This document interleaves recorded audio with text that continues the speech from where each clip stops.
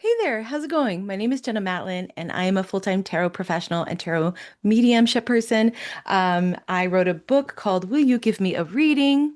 Let me try to put it in there. This came out a couple years ago. I have one coming out next year that I'm waiting to announce officially.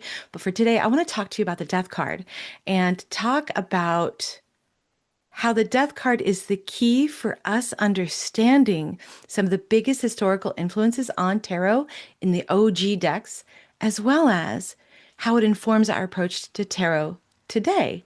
So let's get into it because I've been digging in the history, guys. And I think the more we understand the resonances of these patterns through time, the richer our readings can become for ourselves and others. So let's talk about this death card. Oh, and by the way, in a couple of weeks, this is early January 26th, in a couple of weeks, my next course, my 8-week course for tarot mediumship launches. I only have a handful of seats left. If this sounds like something you're interested in, go to my website. It's my name, jennamatlin.com, and you'll be able to, I don't know, peruse, see if this feels right for you. But in any case, let's get into that death card.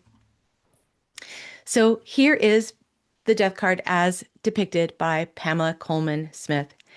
And it's not random who the death card is trampling. What we see here is something very specific and intentional drawn by Pamela. What I'm not sure about is if she knew exactly, like, I don't know if she knew she was doing what she was doing at the time, at least not consciously, maybe spiritually. And I'll get into that because of her background in theater. We'll talk about that.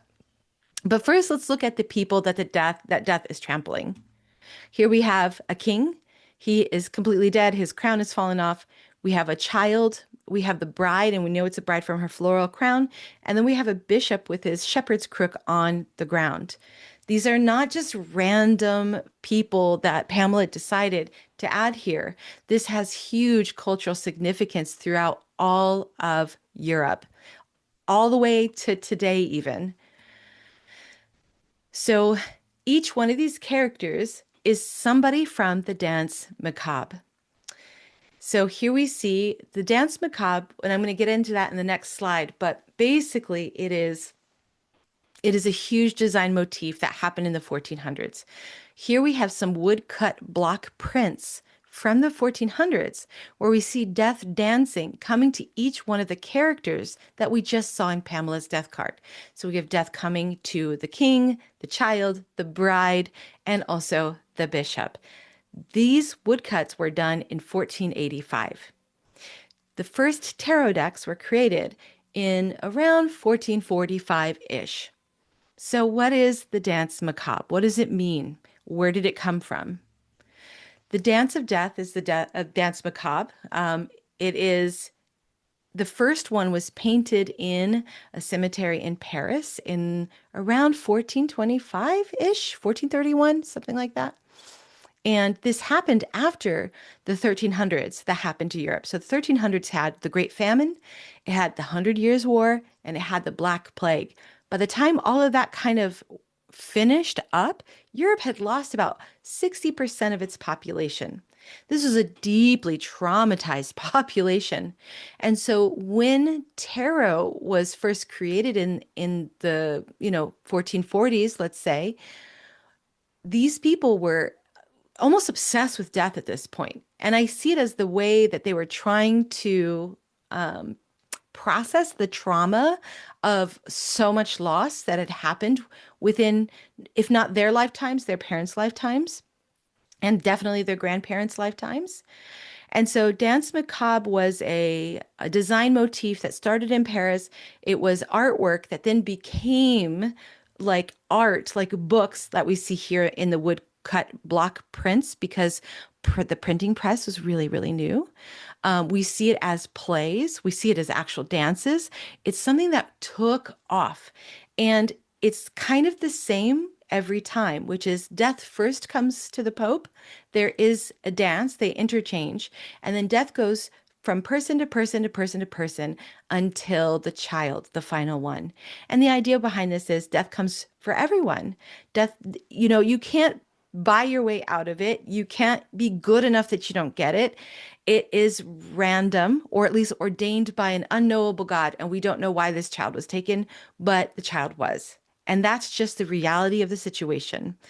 So when we look at the first tarot cards that have ever been created that we have copies of, well, I look at that.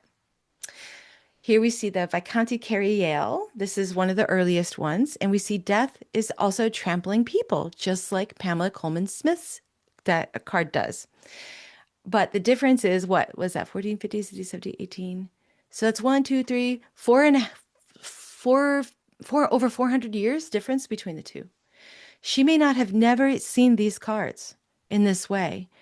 But here we have one of the earliest ones that was created and painted during the time of the Dance of Death, post Black Plague. We see death is trampling a king with his crown.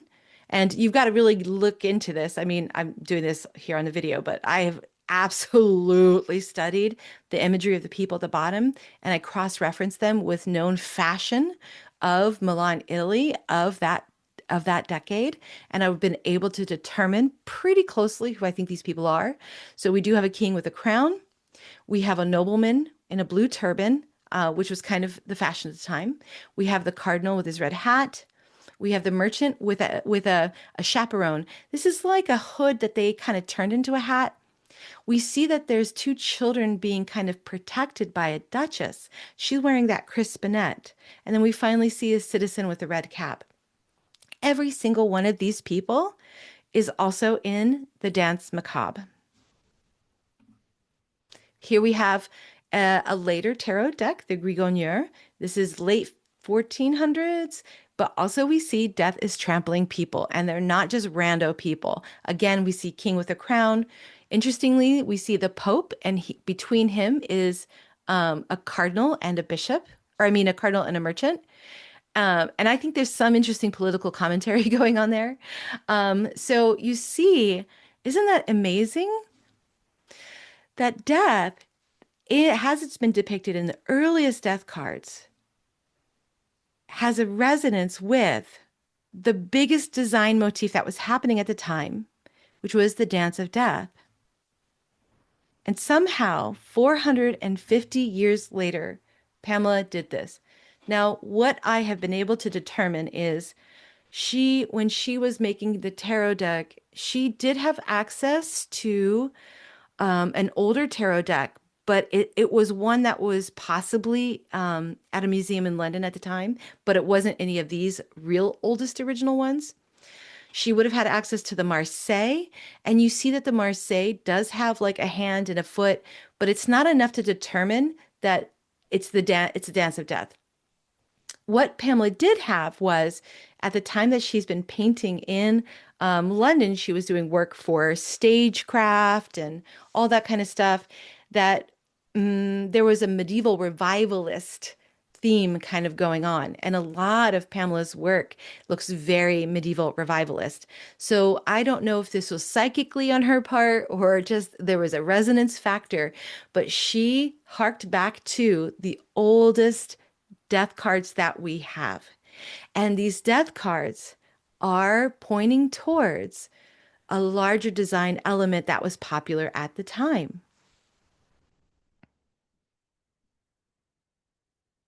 So there you have it. That is where the death card originally comes from. And this is what it's about. And so ultimately, when we think about tarot and mediumship work or tarot and death, I'm going to say something really, I'm just going to say it. I'm just going to say it. Not only can tarot do mediumship work, because it was literally one of the children of the Black Plague that came out of that time, I would argue that tarot is actually uniquely qualified to do death work, grief work, and mediumship work. Absolutely, without a doubt. Death himself graces tarot.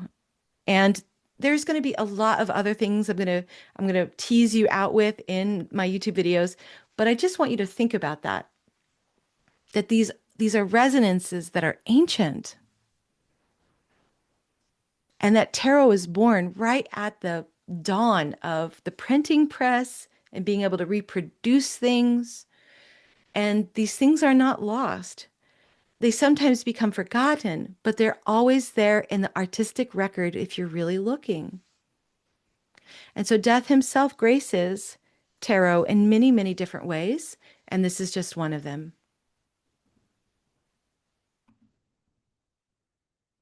So that is what I just wanted to share with you today. And again, I have my course coming up in a couple weeks called Spectral Reader. We're going to dig into this, but it's mostly hands-on and practical. But for so long, I think tarot readers have been told, oh, you can't use your tarot decks to do mediumship. That's like evil, or like, don't do that. That's bad, or it's not real mediumship.